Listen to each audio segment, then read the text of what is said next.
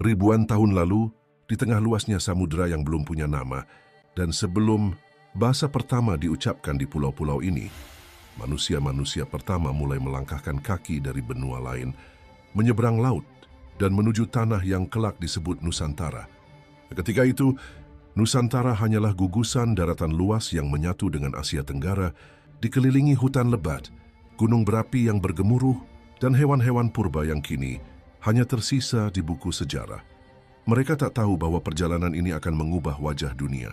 Bukan sekadar migrasi, tapi kisah bertahan hidup, beradaptasi, dan membentuk mosaik genetik yang kini mengalir di darah kita, terpatri di tulang, di gen, dan di bahasa yang kita ucapkan hari ini. Mari kita telusuri, dari langkah pertama di Afrika hingga berdirinya peradaban di tanah kepulauan terbesar di bumi.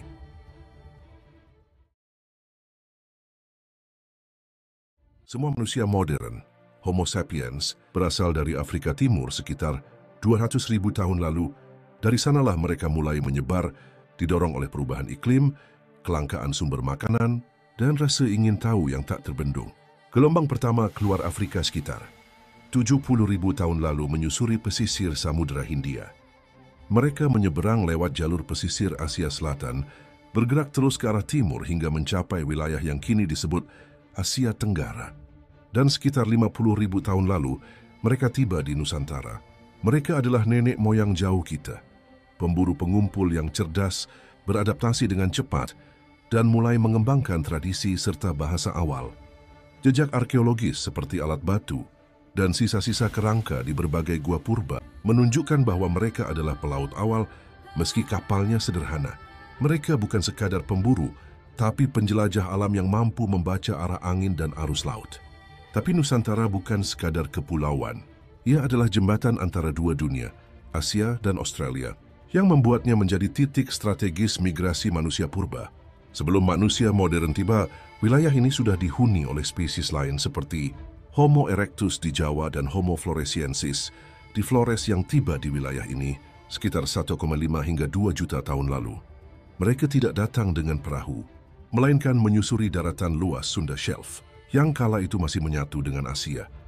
Homo erectus ini dikenal sebagai pekerja keras, menggunakan alat batu sederhana untuk berburu dan memotong daging.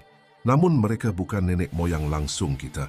Homo erectus akhirnya punah, entah karena perubahan iklim, kompetisi dengan spesies lain, atau wabah penyakit yang tak tercatat.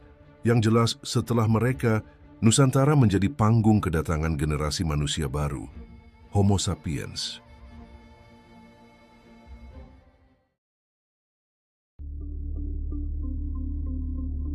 Sekitar 50.000 tahun lalu, gelombang besar pertama yang mengisi Nusantara adalah kelompok Austro-Melanesia. Mereka berkulit gelap, berambut keriting, tulang wajah kuat, dan memiliki kemampuan luar biasa dalam bertahan di hutan tropis, ahli dalam berlayar jarak pendek, mengandalkan kano sederhana, dan memanfaatkan sumber daya laut dengan sangat efisien. Mereka menempuh jalur darat dan laut Asia Tenggara, melalui jalur Kalimantan dan Sulawesi, menuju Papua, Kepulauan Maluku, sebagian Nusa Tenggara, Australia, dan Kepulauan Pasifik Barat. Hari ini, keturunan mereka masih bisa kita lihat pada masyarakat asli Papua dan Maluku yang menyimpan warisan genetik dan budaya leluhur ini. Namun Austro-Melanesia tidak hanya menetap di timur. Riset genetik menunjukkan bahwa sebagian besar penduduk Indonesia, bahkan yang tinggal di Jawa atau Sumatera, masih membawa jejak DNA dari gelombang migrasi ini. Mereka adalah fondasi awal mozaik manusia Nusantara.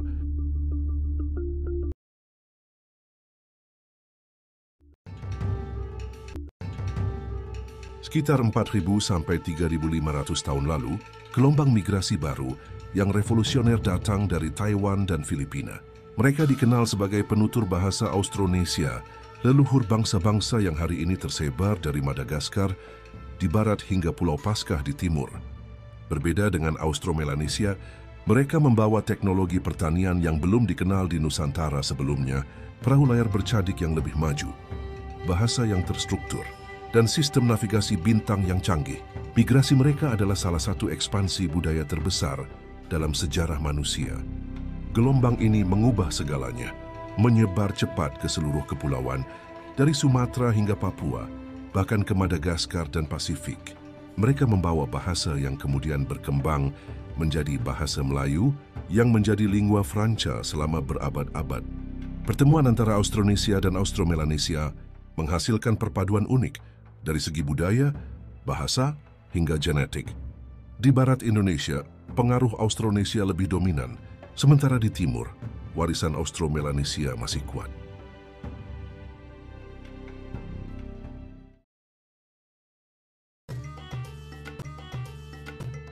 Seiring waktu, Nusantara menjadi pusat perdagangan internasional.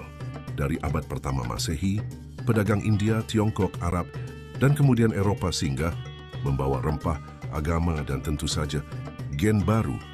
Pedagang India membawa agama Hindu-Buddha, sistem kerajaan dan seni ukir batu.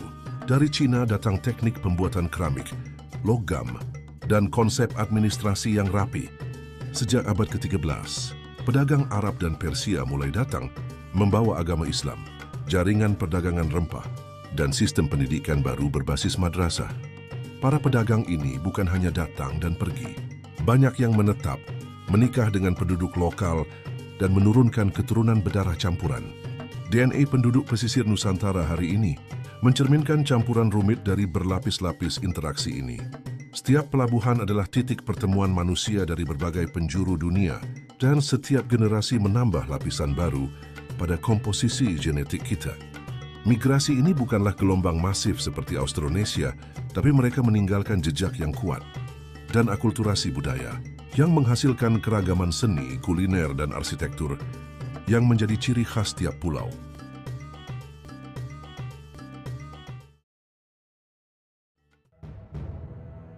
Lalu datang gelombang paling dramatis, bangsa Eropa, Portugis, Spanyol, Belanda, dan Inggris, sejak abad 16, yang mengubah peta demografi Nusantara secara drastis. Mereka itu tidak hanya berdagang, tapi menjajah, membangun benteng, dan memaksa jalannya sejarah Nusantara. Banyak prajurit, pejabat, pedagang, pekerja kontrak, dan budak dari berbagai wilayah, serta koloni lain dibawa masuk. Perpindahan ini menambah lapisan baru pada peta genetik kita dan memperkaya komposisi etnis di Nusantara, namun juga meninggalkan luka sejarah berupa perbudakan, diskriminasi, dan eksploitasi.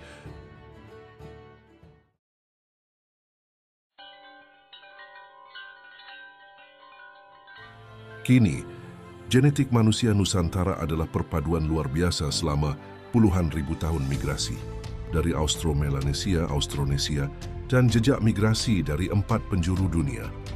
Setiap suku, setiap bahasa adalah bukti perjalanan panjang leluhur kita melintasi lautan dan zaman. Genetika modern dan arkeologi membantu kita mengungkap kisah ini, bahwa hampir semua orang Indonesia adalah percampuran, tidak ada yang murni secara biologis. Tetapi yang paling penting adalah kesadaran bahwa kita semua terhubung oleh sejarah yang sama. Dan itulah kekuatan kita, keberagaman. Di setiap wajah orang Indonesia tersimpan sejarah panjang yang lebih tua dari negara kita sendiri. Sebuah kisah migrasi yang tidak berhenti. Karena bahkan hari ini, arus manusia terus bergerak masuk dan keluar Nusantara. Nusantara bukan hanya rumah kita, tapi saksi bisu dari salah satu perjalanan migrasi manusia paling spektakuler dalam sejarah bumi.